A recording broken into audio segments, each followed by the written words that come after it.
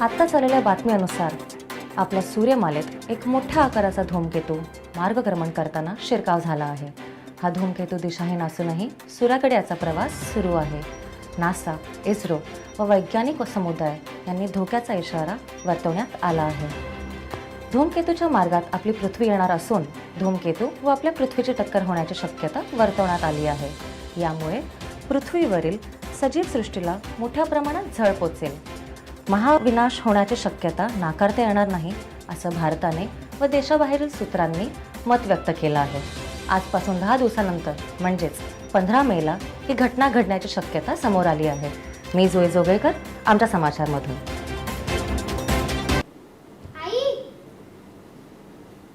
आई आई आई मानवाला धोका आहे.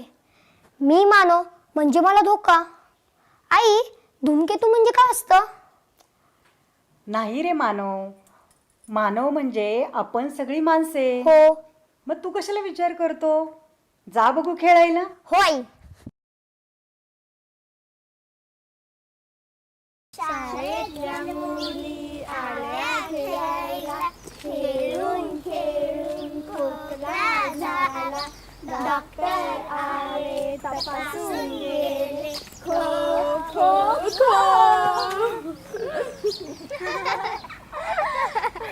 ताई, हे धूमकेतू काय असतं? धूमकेतू असे धूमकेतू उल्का पृथ्वीजवळून नेहमीच जातात. धूमकेतू हे गोठलेल्या पाण्याचे आणि वायूंचे बनलेले असतात आणि यातील उल्का सुद्धा मोठ्या आकाराचे आहेत.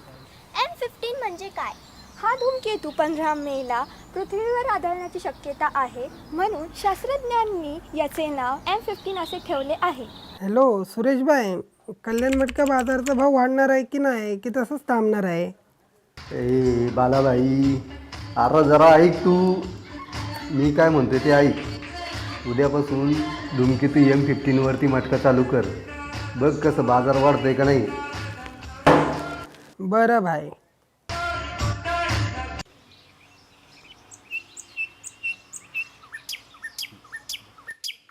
काय जोशी काका, काय विचार करताय? धूमकेतू विषय का?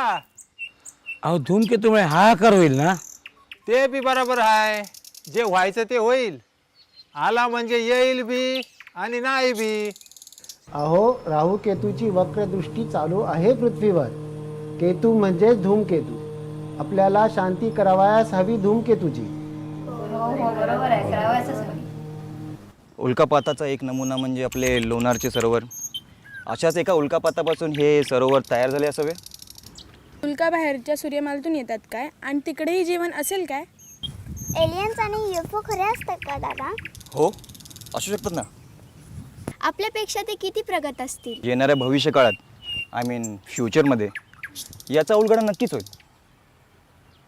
1994 मध्ये कॉमेट शूमकर लेव्ही 1 हा गुरुग्रहावर सलग 4 दिवस उल्का धडक देत होत्या. करेक्ट. कॉमेट M15 सुद्धा पृथ्वीच्या गुरुत्वाकर्षणामुळे पृथ्वीकडे खेचला जाऊ शकतो. Yes yes correct.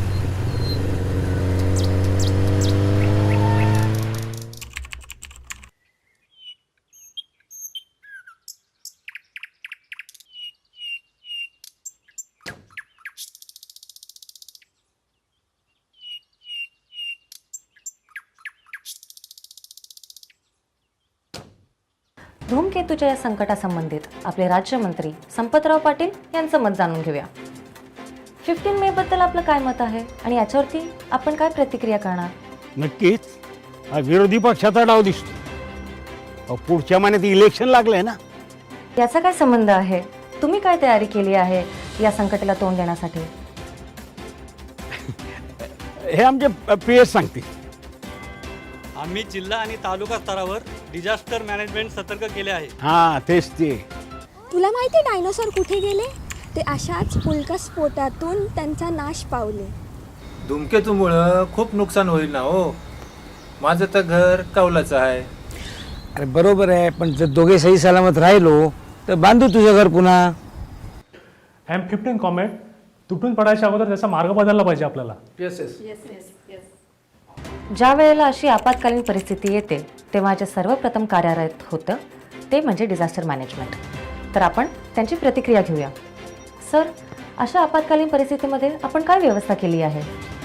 आम्ही आता स्थानिक कलेक्टर, वैद्यकीय अधिकारी, अग्निशमक दल आणि आता लष्कराची पण मदत घ्यायची ठरवली आहे. सर, आपण लहान मुलं, महिला व इतर नागरिकांना कुठे सुरक्षित जागेवर हलवू शकतो का? अशी कोणती सुरक्षित जागा आहे का? काका, मी काय म्हणतोय, मी रात्रानी बस पकडतो आणि गावी निघून जातो. अरे पण तिथं पडणार नाही धूमकेतू कशावरून? बरोबर आहे. M15चा वेग प्रति सेकंद 30 किलोमीटर एवढा प्रचंड आहे. रॉकेटच्या मदतीने अवकाशयान धूमकेतूच्या उल्केवर उतरवून जर ठराविक वेळेने अणुस्फोट केला तर M15चा मार्ग बदलण्याचा चान्स आहे. अणुस्फोट? हो, आणि योग्य वेळीच अणुशक्तीचा वापर होईल. येस, बरोबर. संकटाच्या वेळी आपण सर्व एक व्हायला पाहिजे. आई आई आई आपली पृथ्वी फुटणार का धूमकेतूमुळे? आई बोल ना काहीतरी. ते जाऊ दे रे, आज तुझा शाळेचा शेवटचा दिवस, हो. नंतर सुट्ट्याच आहेत. आई, आपण दुसऱ्या ग्रहावरती जायचं का राहायला?